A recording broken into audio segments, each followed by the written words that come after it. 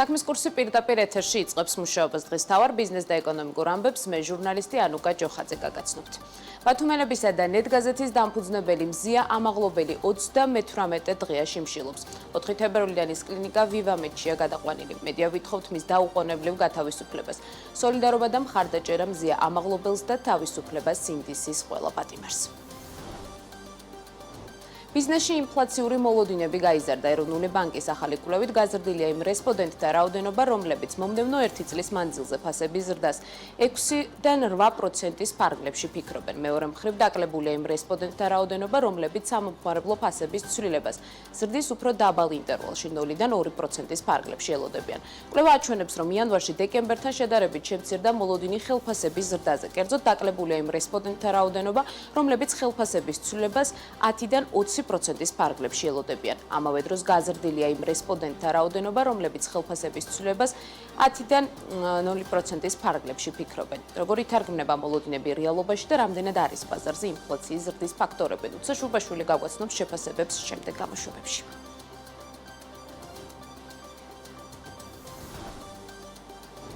ძიმე ფინანსური მდგომარეობის ფონზე ენგურისა და ვარნილჰესების კასკადებისთვის ელექტროენერგიის წარმოების ტარიფების გაანგარიშების წესი იცვლება. ოცნების დეპუტატების ინიციატივით უკვე განიხილება კანონპროექტი, რომლის მიხედვით საქართველოს უმსხვილესი ჰესისთვის ტარიფის დაანგარიშებისას აფხაზეთში უსასყიდლოდ მიწოდებული ელექტროენერგიის ოდენობა არ იქნება გათვალისწინებული. ინიციატივის ავტორები მიიჩნევენ, რომ ცვლილებების შედეგად შესაძლებელი გახდება სამართლიანი ტარიფის დადგენა, რაც ენგურჰესის შემოსავლების ზრდას და სადგურების ფინანსურ სტაბილურობას გამოიწვევს. წარმოდგენილი კანონპროექტის თანახმად სემეკი ელექტროენერგიის წარმოების ტარიფების გაანგარიშების დროს უფლებამოსილი იქნება არ გაითვალისწინოს ენგურჰესისა და ვარნილჰესების კასკადების მიერ წარმოებული და საქართველოს ოკუპირებულ ტერიტორიებზე მიწოდებული ელექტროენერგიის ოდენობა, რაც თავის მხრივ ხელშეუწყობს კომპანიის ფინანსურ გაძლიერებას და მასზე დაკისრებული ვალდებულებების შესრულებას. რა იქნება სამართლიანი ტარიფი ენგურჰესისთვის, რა მოცულობის შემოსავლების მიღებას შეძლებს კომპანია და როგორ აისახება ცვლილება ელექტროენერგიის ბაზარსა და საბოლოო მომხმარებლებზე. გიგა ბენია ცდილობს კითხვებზე პასუხების მიღებას და შეფასებებით შემდეგ გამოშვებებში შემოგვიერთდება.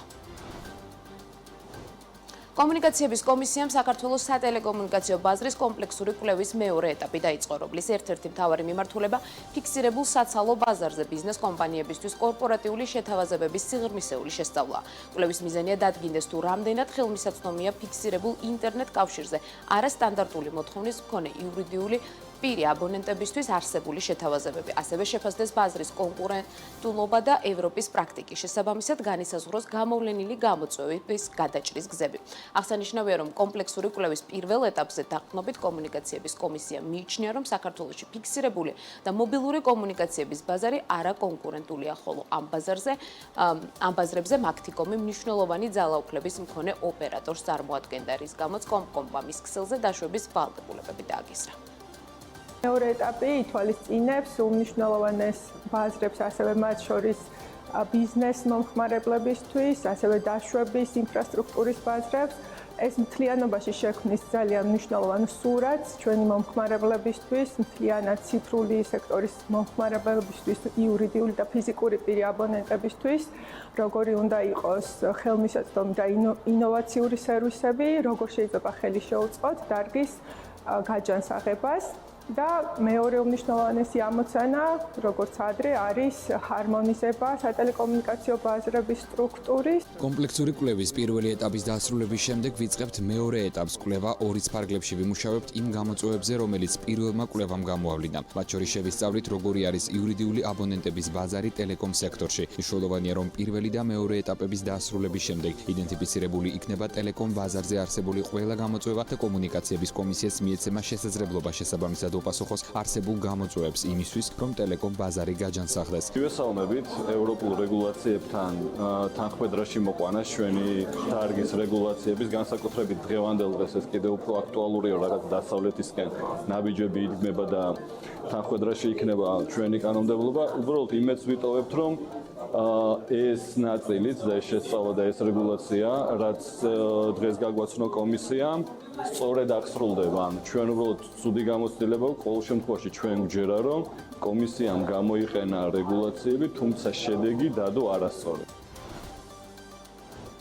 2024 წელს აგროდაზღვევით დაზღვეული ფართობები შემცირდა სოფლის განვითარების სააგენტოს აგროდაზღვევის პროგრამას, როგორც ცნობილია 2014 წლიდან.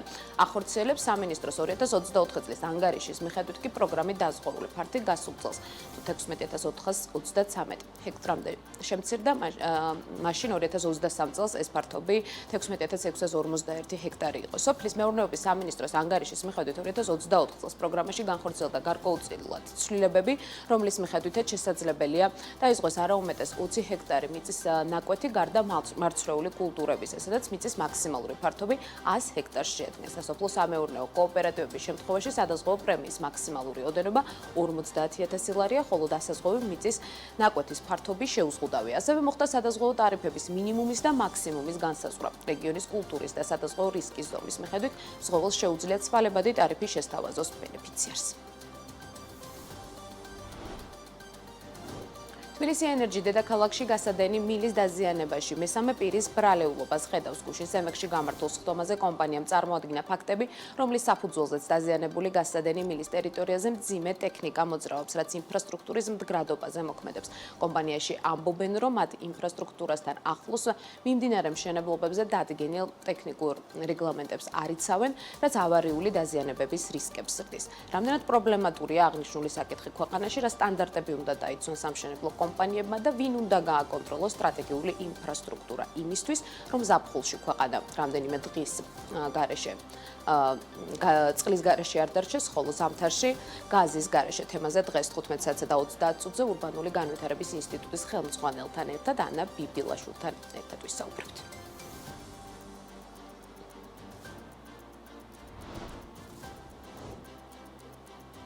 აზიის განვითარების ბანკი აზიისა და წყნარი ოკეანის რეგიონში ეფექტურობის გასაზრდელად ოპერაციების გაფართოებას გეგმავს ADB-ის გეგმით. ADB-ის მიერ ნაკისრი წლიური დაფინანსების ვალდებულებები, რომელმაც 2024 წელს 24 მილიარდი დოლარი შეადგინა, 2034 წლისთვის 36 მილიარდ დოლარამდე უნდა გაიზარდოს. გაზრდილი დაფინანსება გააძლიერებს ADB-ის განვითარებადი წევრი ქვეყნების ძალისხმევას, გადაჭრან რეგიონის წინაშე არსებული განვითარების კრიტიკულად მნიშვნელოვანი პრიორიტეტები. გეგმა ითვალისწინებს ADB-ის სასესხო ვალდებულებების მკვეთრ მომდევნო 2-3 წელიწადში. კერძო სექტორის ოპერაციები დაჩქარებული ტემპით 10 წლის განმავლობაში 20%-დან 27%-მდე გაიზრდება, ხოლო სახელმწიფოზე გაცემული სესხები ზომიერად გაფართოვდება და მისი პორტფელი უფრო დაბალანსებული და მრავალფეროვანი გახდება.